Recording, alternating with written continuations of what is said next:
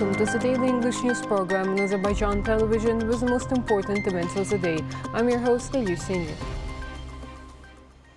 The bright victory in the patriotic war further consolidated the regional leadership of Azerbaijan and transformed Azerbaijan into an undeniable and powerful creator of the new reality. The leadership of the President of Azerbaijan in this reality forces Armenia to implement the obligations stemming from the provisions of the trilateral statement. The new reality is also linked with the Zengezur corridor, and the official Baku disclosed its position in respect to this issue. The corridor must be opened and must connect Nakhchivan and Azerbaijan. Following the patriotic war, the new realities created by Azerbaijan in the region started to address the pending issues waiting for their resolution for many years. The works carried out in the direction of Zengezur corridor were expedited. So the political will and resolve of President, Victorious Commander-in-Chief Ilham took the upper hand. Our proposal is the proposal of the winning country, the proposal of the strong side, the proposal of the victorious people. If there's a negative reaction to our proposal in Armenia, it's up to them. But again, they will regret it. From now on, we will only move forward. We are systematically implementing plans for all the reconstruction work, and construction work has already begun. As I said, we will turn Karabakh and East Zengezur into paradise. Armenia has also started technical work on the construction of the part of Araz-Dayan-Julfa-Ordubat-Mehri-Horadiz railway, passing from the territory of the country. Prime Minister Nikol Pashinyan said at a government meeting that Armenia hopes to sign a legal document with Azerbaijan in the near future, which will allow to begin construction of the railway. By disclosing the statement, Pashinyan noted that Armenia supports the opening of all the regional communications and added that there are great cooperation prospects. From an economic point of view, Armenia has no other way to survive. It's a distance of 40 kilometers. According to the agreement signed in 2008, Armenia Railways Closed Joint Stock Company was completely transferred to the management of South Caucasus Railways Closed Joint Stock Company.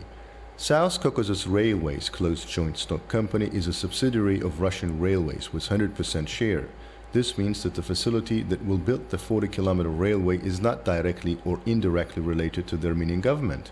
The main issue is that the Armenian government has to reach an agreement with the owners of the lands on the territories where the section of this railway crosses.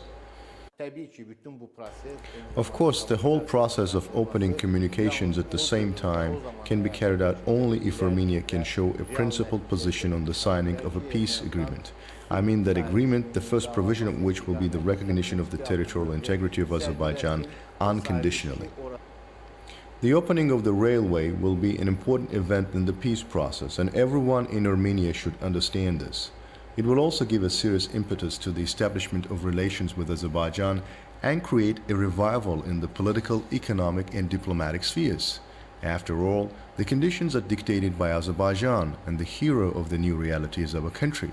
In this case, crossing the red line will never benefit Armenia. The Azerbaijan Air Forces have conducted training flights in accordance with the combat training plan. According to the scenario, the MiG-29 aircraft fulfilled the tasks of performing the elements of difficult pilotage and the combat maneuvers at low and medium altitudes.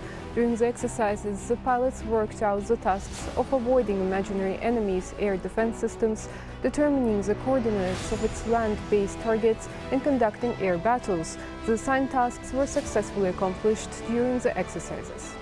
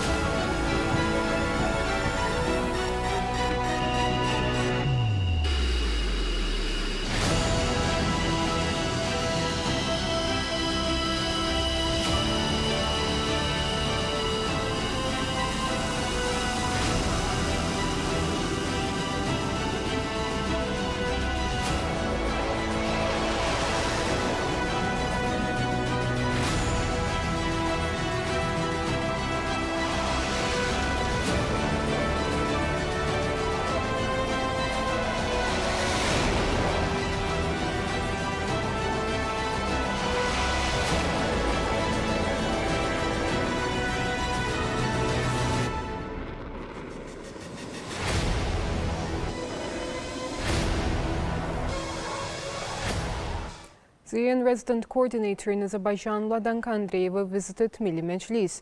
At the meeting, Chair Sayba Gafarova emphasized that special attention is paid to Azerbaijan's relations with influential international organizations. Informing about the patriotic war, the speaker said that as a result of the Armenian occupation that lasted for almost 30 years, our cities, villages, cultural and religious facilities had been completely destroyed. Despite the appeals of our country, UNESCO has not conducted an assessment of these territories during the entire occupation. Ladanka Andreeva said that Azerbaijan is an important partner that undertakes global leadership in important issues for the UN. She noted that in the near future, a visit to our liberated territories will be conducted and an assessment mission will be carried out. She conveyed that she was greatly impressed by the plans to restore these areas, especially the smart city and smart village projects. More than 15,600 people, including families of marchers, servicemen injured during the war and were disabled, were provided with services in the Unified Coordination Centers.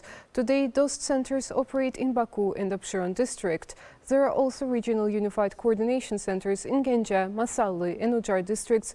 In these centers, 39 organizations provide services as one-stop shop in 26 directions. This includes labor, employment, social protection, medical and social expertise, rehabilitation, treatment, examination, and etc.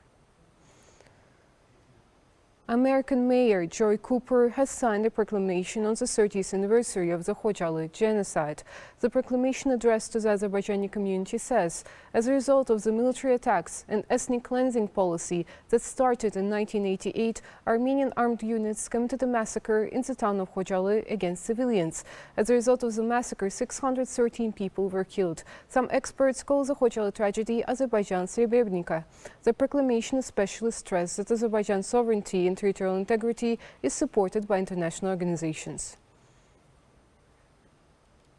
4,449 infections with novel coronavirus were registered in Azerbaijan. 9,372 people recovered after treatment and were released home. 30 people who earlier tested positive for COVID-19 died.